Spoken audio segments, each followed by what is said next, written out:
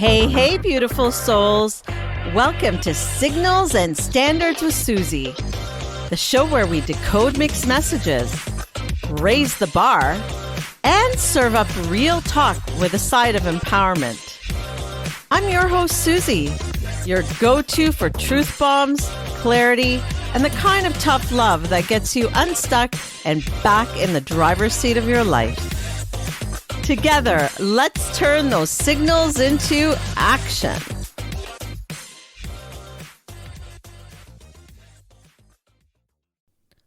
Welcome to Signals and Standards with Suzie, the show where we cut through the confusion, set strong boundaries, and upgrade your emotional standards one real conversation at a time.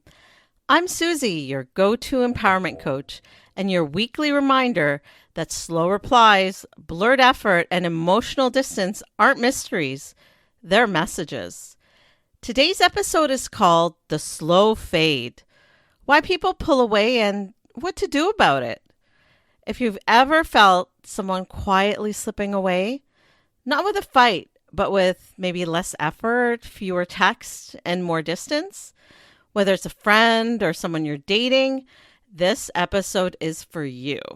We'll dig into the psychology behind the pullback, why some people exit without a word, and most importantly, how to protect your peace when someone stops showing up but won't fully walk away. Get ready for hard truths, a powerful coaching challenge, a listener Q&A, and some soul-shifting music along the way. Are you ready? So let's dive in. Let's be real. There are few things more maddening than feeling someone slip away slowly and silently and not being able to figure it out. No big fight, no big exit, just less. Less affection, less attention, less effort. You feel the connection thinning like a rope unraveling, but you're still hanging on because there was no clear ending. No real closure. Welcome to the slow fade. Now, here's what I need you to hear. The slow fade isn't about you not being enough. It's about them not being ready or willing, about them leading you on and not having the emotional maturity or bravery to say so. Psychologically, the slow fade usually happens because people avoid dealing with conflict and have a hard time getting close emotionally. People who operate from this space often struggle with emotional intimacy, vulnerability, and also the discomfort that comes with confronting difficult issues. So instead of expressing doubt, expressing dissatisfaction, or maybe a desire to end things honestly, they begin pulling back in quiet, almost subtle ways. Essentially, it's a defense mechanism.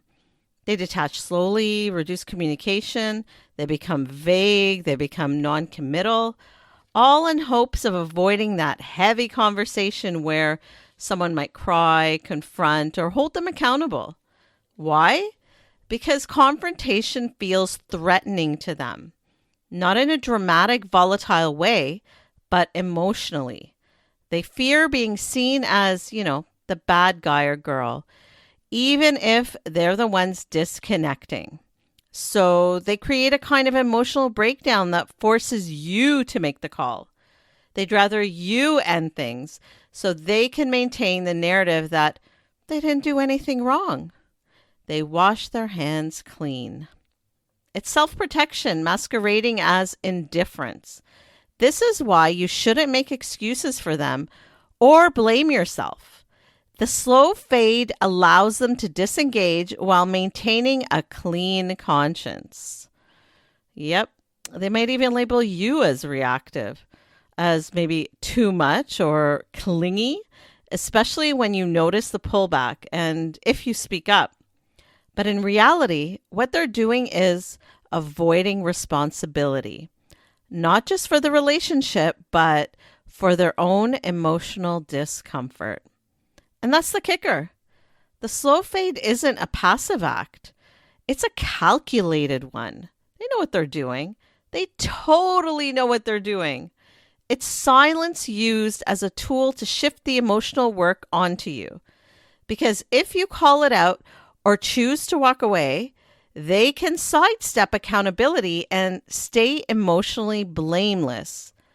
But let's be clear. There is nothing blameless about making someone feel uncertain, unseen, or unworthy because you're too afraid to speak the truth. In the book Attached, Dr. Amir Levine explains that avoidant partners tend to equate intimacy with a loss of independence. So when things get close, they start retreating, not necessarily out of malice, but out of internal fear. The emotional connection feels overwhelming. So instead of leaning in, they slowly and subtly lean out. So you might notice delayed or minimal responses to text, plans that keep getting rescheduled, sorry, been busy excuses, fewer good morning or good night texts, maybe conversations that start feeling kind of surface level. Sound familiar? Here's the trap. You start doing more. You feel bad for them. You text first. You initiate plans. You become understanding. But the more you chase, the more they fade. Something I've said before is, the slow fade is just ghosting in slow motion. And what hurts the most isn't the silence. It's the way it messes with your head, your self-worth in tiny, unnoticeable ways. You begin questioning yourself instead of questioning their actions. That's not love. That's erosion of the worst kind. What's really happening is that you're being benched. And who likes being benched? Nobody, let me tell you. You're being kept around just enough to feed their ego or emotional convenience, but not enough to be fully chosen. The truth is, the slow fade can sometimes be more painful than an outright ghosting. Why? Because at least with ghosting, the silence is loud and clear. You know where you stand. But, with a slow fade, it's like being kept on an emotional leash. Psychologist Janice Villauer calls it a charade, a drawn-out act that keeps you in a state of limbo, questioning yourself while the other person avoids accountability. That's not kindness. That's actually a subtle form of gaslighting. You start wondering if you imagine the connection, if you're overreacting, or if there's still a chance things will go back to the way they were. And as a life hacker piece points out, this kind of ambiguity often cuts deeper because it forces you to keep investing your mental and emotional energy into something that's already over in their mind. Instead of giving you the respect of honesty, the slow fader takes the path of least resistance, stringing you along until you either get tired or finally see the truth for yourself. But here's the empowering part. Recognizing the pattern for what it is. Once you name it, you take back the power. You can stop waiting. You can stop internalizing someone else's avoidance as a reflection of your worth and start making choices that align with your peace. Because at the end of the day, you deserve clarity, not confusion. And anyone who can offer that doesn't deserve front row access to your life. Psychologists say slow fading activates the same brain regions associated with physical pain because your brain can't process the ambiguity. It treats it like an injury that never fully heals. Over 60% of people have experienced the slow fade breakup, yet 80% say they never got closure, proving that silence often hurts more than the truth. Now I want to challenge you to flip this. When someone's interest fades and effort dies, don't try to resurrect it. You are not CPR for dead vibes. You're not a detective for mixed energy. You're the standard. And the truth is, slow fade isn't confusion. It's communication. They are telling you something, and you need to pay closer attention. The slow fade has a way of leaving us drained, doesn't it? You're left hanging, second guessing yourself, waiting for clarity that never comes. But here's the reframe. You don't have to wait for someone else to decide your worth. Your direction or your peace of mind. Fates happen, but they don't define you. You get to decide where your energy goes next. Next, I've got some powerful listener questions lined up, and trust me, you won't want to miss them. And that's what today's conversation is really about. Not letting someone else's slow fade dim your light. You deserve a connection that's clear, consistent, and real. So let's dive right into some of your listener questions, because I know so many of you are navigating this exact situation, and together we're going to unpack it. So here's your first question. They used to call and text all the time. Now they like my posts and send the occasional, hey, what happened? And how do I bring it up without sounding too needy? What happened? What happened was they faded slowly and they're being strategic about it. What you're describing is textbook breadcrumbing. This is when someone gives you just enough attention to keep you hanging on, a like here, a random hey there, but without any real investment, consistency, or intention. It's not a connection. It's emotional maintenance. Just enough so you don't forget them, but never enough to feel seen or even secure. Psychologists refer to this as strategic ambiguity. It's when someone stays just present enough to avoid being labeled as entirely gone, but they're far too detached to offer anything meaningful or grounded. It's not that they don't know they're fading, it's that they're intentionally avoiding a responsibility for it. And the worst part? You're left stuck in limbo, unsure whether to hold on, to speak up, or let go. Here's what I want you to remember. You're not crazy for noticing the shift. You're not clingy for wanting clarity. You're not needy for asking what's going on. Let's reframe that neediness, because what you're actually doing is advocating for emotional transparency. And that's not a flaw.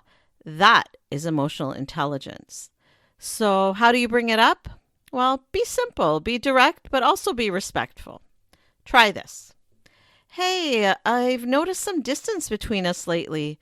The energy and communication have changed.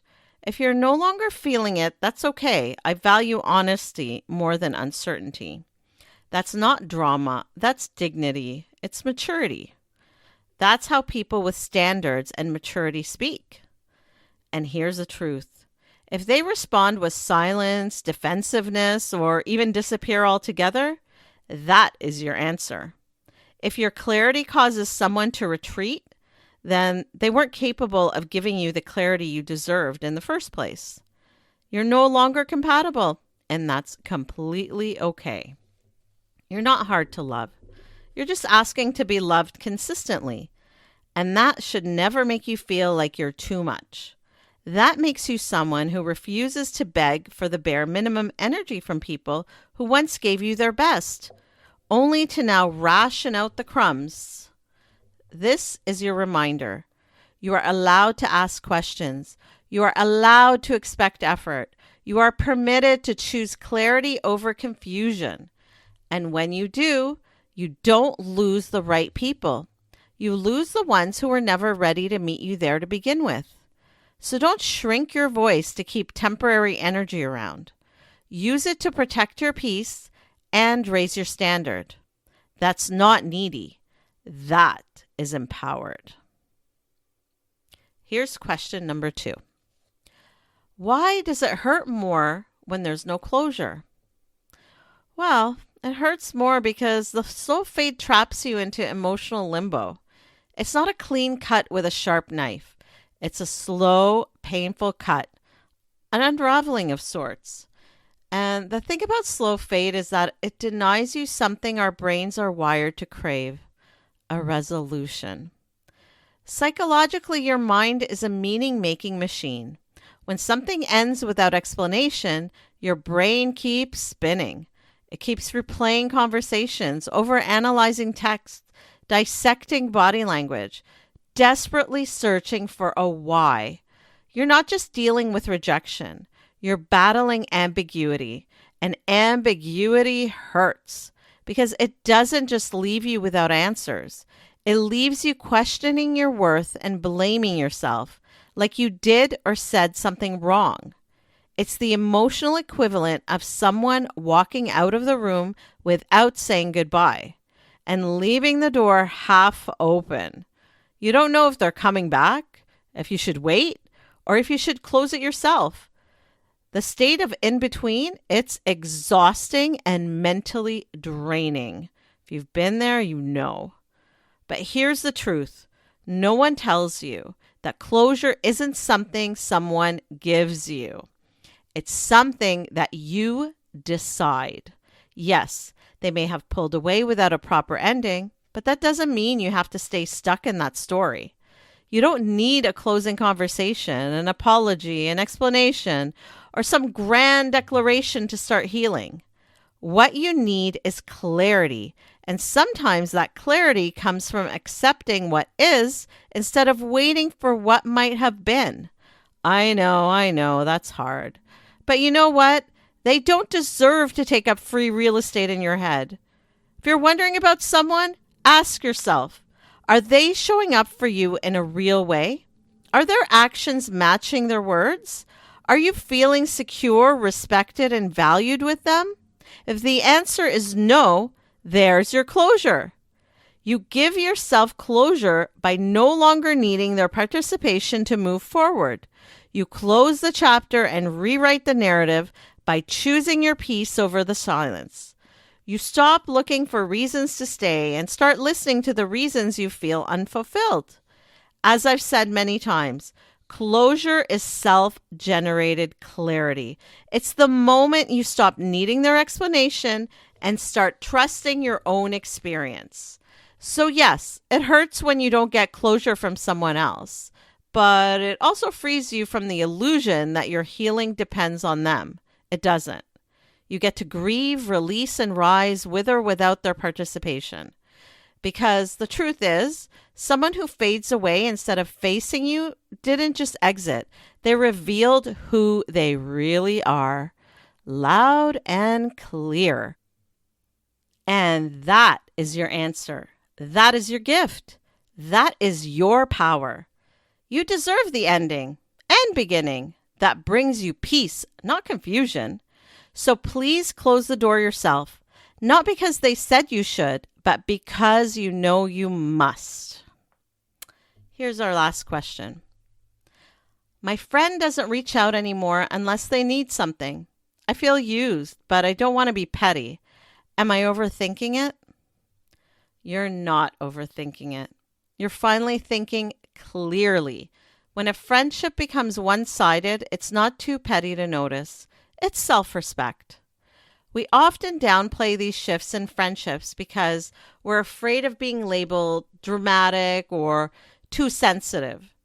But emotional labor, the checking in, the supporting, the showing up, it isn't meant to be a one-way street. You shouldn't have to earn your place in someone's life through usefulness. Here's the truth.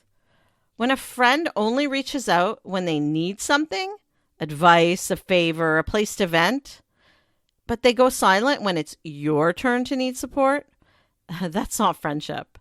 That's a transaction. Friendship, real friendship, is reciprocal energy. It's mutual presence. It's a shared emotional investment, not just convenience. You're not their therapist. So no, you're not being petty. You're noticing a pattern. And we've learned already that patterns matter more than moments. Now, what can you do about it? You don't need a dramatic confrontation. You need a quiet decision. One that sounds like this. I deserve friendships where I'm not just needed, I'm valued. And that decision might mean pulling back, not out of spite, but because it is out of alignment. It means saving your energy for people who miss you when you're silent, who checks in without a prompt, friends who see us as more than just their sounding board or free labor. And please hear me when I say this. Letting go of a one-sided friendship doesn't mean you didn't care. It means you care enough about yourself to stop settling for crumbs in a connection that's supposed to feed your soul. I want you to really sit with this. Are you holding space for someone who's slowly fading, hoping they'll magically come back strong? Are you clinging to crumbs of consistency from someone who only shows up when it suits them? That slow drip of uncertainty, it costs more than you realize, emotionally, mentally, and even energetically. Because every time you wait on them, you delay yourself. So I want you to give yourself permission to ask, is this investment bringing me peace or is it draining me dry? Let that question move through you. Next, I'll be sharing a powerful moment from a client session that cracked this wide open. You won't want to miss it. So, did any of those questions stir something up for you? If so, good, because awareness is the first step to change. You deserve connections that feel steady and real, not ones that keep you guessing. And that's exactly what we're diving into now. I promised you a powerful client moment that shines a light on how to stop waiting for someone else's clarity and start reclaiming your own. So let's get into it. So here's a coaching session that stayed with me. A client once said to me, he never technically broke up with me. He just became unavailable. She spent months waiting for him to return to the person he had been. She continued texting and making excuses, blaming herself. Sound familiar? We worked through it using a fade filter. It's simple, but powerful. So grab a pen and write this down. Time. Ask yourself if their effort dropped significantly for more than a couple of weeks. A few days here and there, or even a week, can be a bad week. More than that, that's a shift. Number 2 is consistency. Do their words match their actions? No? Then believe the actions. And then initiation. Are you always the first to reach out? Always rescheduling? Always chasing? Yes? Well, you need to stop. So she followed this and reclaimed her dignity, changing the narrative. She stopped texting. She stopped checking his socials. And guess what? The silence she feared gave her clarity. He didn't come running. But you know what? Neither did she. And that was her breakthrough. She went on to bigger and better things with people who want to be around her. So here's your challenge this week. So here's your fade filter challenge. Pick one person who's fading in your life and write down, what effort did they give you before and what are they giving you now? Are you justifying their shift or accepting it? What would it look like to respond with peace instead of pursuit? And do this knowing if someone pulls away when you stop giving too much, they were never fully there to begin with. Before we start to close out today's episode, I want to leave you with a challenge, a clarity inventory. This week, choose just one connection, whether romantic, friendship, or even professional, where inconsistency has been messing with your peace. Be radically honest with yourself about what's actually happening, not the version of the story you've been holding on to out of hope. Then decide on one way you're going to show up differently. Maybe it's having a direct conversation. Maybe it's stepping back emotionally. Maybe it's just releasing the constant overthinking. The point is this. The slow fade only has power if you let it keep you hanging. When you bring clarity, you bring back your power. And clarity isn't about controlling their behavior. It's about owning your choices and protecting your energy. So as you move into your week, carry this truth with you. You are worthy of consistency. You are worthy of presence. You are worthy of someone showing up fully. And if they can't give you that, you don't have to keep waiting for them to decide. Up next, I've got a few affirmations and takeaways to lock this in. So you leave here today feeling clear, stronger, and fully back in the driver's seat of your own story. So here we go. Say this out loud with me. I do not chase fading energy. I respond to effort. I protect my peace. Again, I do not chase fading energy. I respond to effort. I protect my peace. That's your new mantra. That's your truth. Write it, repeat it, believe it. I do not chase fading energy. I respond to effort. I protect my peace. And that's it for today's episode. So what did we unpack today? We talked about the slow fade, that quiet retreat people use to avoid honesty.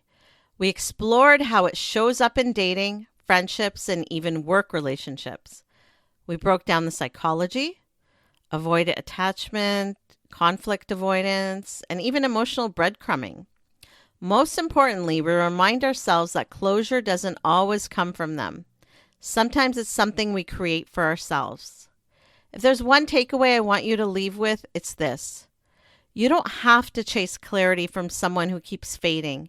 You deserve directness. You deserve consistency. And when someone won't give you that, your power is in stepping into self-clarity and choosing differently. Because the slow fade may leave you hanging, but it doesn't get the final say in your peace, your confidence, or even your worth. Next week, we'll flip the script again and dive into how to turn moments of rejection into fuel for your personal power. No closure needed. No validation required. Because trust me, they may circle back, but by then, you won't need them to. For daily inspiration and practical advice, find me on social media at Power Coach Suzie. Got questions or ideas for the show? Head to powercoachsuzie.com where you can connect with me, explore the blog, or learn more about what I do. This is Suzie signing off. Until next time, keep reading the signals and never, ever lower your standards.